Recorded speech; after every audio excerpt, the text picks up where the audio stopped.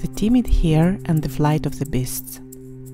Once upon a time, Manjusri Bodhisattva came to life as a young lion, and when fully grown, he lived near a grove of Vilva trees, overlooking the river flowing to the western ocean. One day, a little hare sat under a Vilva tree and thought, "What will happen to me when the earth comes to an end?" he thought. And at that very moment, a fruit fell from the tree. Off ran a little hare as fast as his legs could carry him, so sure he was that the noise of the fruit falling to the ground was that of the earth breaking to pieces. And he ran and ran, not daring to look behind him. The other hares ran after him, calling louder and louder, "What has happened, little brother? What has happened?" A little hare stopped for a moment and said, "The earth is breaking to pieces." The hares started to race faster through the forest and the deep jungles, and the deers, the boars, the buffaloes, the rhinoceros, the tigers, the lions and the elephants, hearing that the earth was coming to an end, all ran with them. But among those living in the jungle was Manjusri Bodhisattva, born as a wise lion, who knew everything that took place in the world. And when it became known to him that so many hundreds and thousands of animals were running away because they believed that the earth was breaking to pieces, he thought, "This earth of ours is far from coming to an end, but my poor creatures will die if I do not save them, for in their flight they will run into the ocean." And he reached a certain mountain which lay in their path before they came to it. And as they passed by the mountain, he roared 3 times with such a mighty roar that they stopped in their mad flight and stood still close to each other, trembling. "Why are you running at such a pace?" the lion asked. "The earth is breaking to pieces," they replied. "Who saw it breaking to pieces?" he asked. "The elephants," they replied.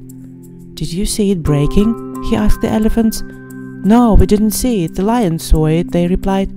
"Did you see it?" he asked the lions. "No, the tigers saw it," they replied. "Did you see it?" he asked the tigers. "The rhinoceros saw it," they replied. But the rhinoceros said, "The buffalo saw it." The buffalo said, "The boars saw it." The boar said, "The deer saw it." And the deer said, "The hares saw it." And the hare said, "That little one told us that the earth was breaking." "Did you see the earth breaking?" he asked the little hare. "Yes, Lord," replied the hare. "I saw it breaking." "Where were you when you saw it breaking?" he asked. With a trembling voice, the little hare replied, "I was sitting beneath a Vilva tree, and I thought, what will happen to me when the earth comes to an end? And at the very moment I heard the noise of the earth breaking, and I ran." The great lion thought. He was sitting beneath a Vilva tree. Certainly, the noise he heard was that of the fruit falling to the ground. "Ride on my back, little one," he said, "and show me where you saw the earth break." Little hare jumped on his back, and the great lion flew to the place. But as they approached the fruit tree, the little hare jumped off, so frightened he was to return to the spot, and he pointed out the tree to the lion, saying, "Lord, there is the tree."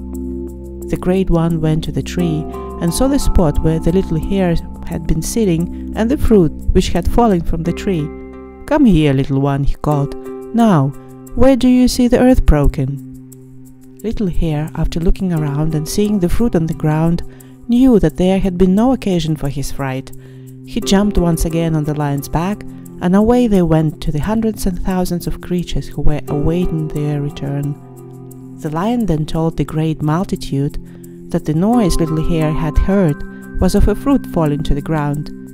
And so all turned back, the elephants to the jungle, the lions to the caves, the deers to the river banks, and little hare to the Vilva tree, and they all lived happily ever after.